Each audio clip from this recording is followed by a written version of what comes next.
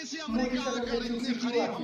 लोकसभा सांसद श्री असरुद्दीन ओवैसी के बयान सुन के आप भी दिल्ली उठेंगे, बौखला जाएंगे। हथियार नहीं थे, वहां पर उन्होंने उस कश्ती के परचखे उड़ा दिए।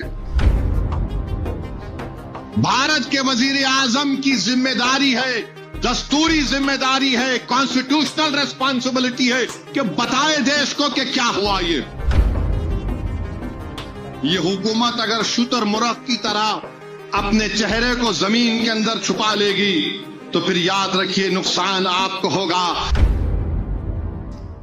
हद तो ये हो गई मेरे अजीज दोस्तों और बुजुर्गों, एक ईरान से कश्ती आई थी नेवी की, विशाखापट्टनम गई, वहां पर फंक्शन हुआ।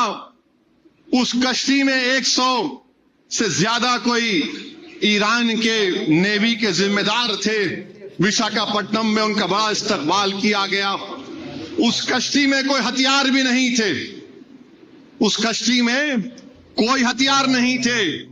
वो कश्ती फरवरी में विशाखापट्टनम पे हिंदुस्तान की दावत पर, भारत की दावत पर विशाखापट्टनम को आई थी। वो निकलकर इंडियन ओशन जो बहते हैं, बहरे हिंद, वहां से जा रही थी तो ये अमेरिका की सबमरीन ने एक टॉर्पीडो मारकर उस ईरान की कश्ती के परचखे उड़ा दिए। वहां नहीं है, ईरान की टेरिटरी में नहीं है, इंडियन ओशन में है। सबमरीन से टॉर्पीडो मारकर श्रीलंका के करीब हैं। मीडिया ने लिखा, जरा अबलाग से मालूम हुआ कि 80 से ज्यादा उस जो वहां पर उस कश्ती पर थे वो हलाक हो गए। आप बताइए, मैं पूछना चाह रहा हूं जो कह रहे हैं कि 25 करोड़ को निकाल कर फेंक दो, जालिमों, अगर वो चीन की कश्ती इतनी करीब आ जाती तो तुम क्या करते बताओ?